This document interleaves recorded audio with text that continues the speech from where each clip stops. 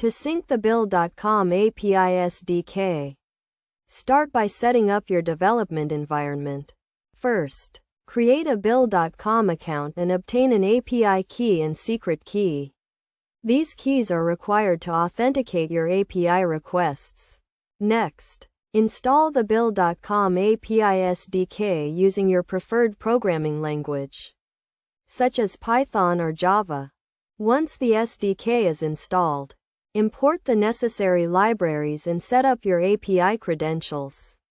Use the API key and secret key to create an API client object, which will be used to make API requests.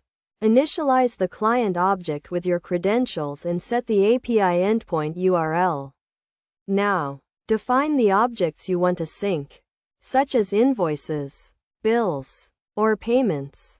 Use the API client object to retrieve a list of objects from Bill.com and store them in a local data structure. Then, use the API client object to create, update, or delete objects in Bill.com based on changes made to the local data structure. To handle errors and exceptions, use try-except blocks to catch and log any API errors that occur during the sync process. Implement retry logic to handle temporary errors, such as network connectivity issues.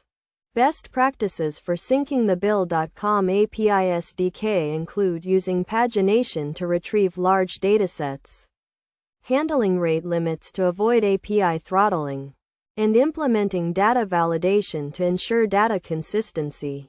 Use webhooks to receive real-time notifications of changes made to objects in Bill.com and update your local data structure accordingly.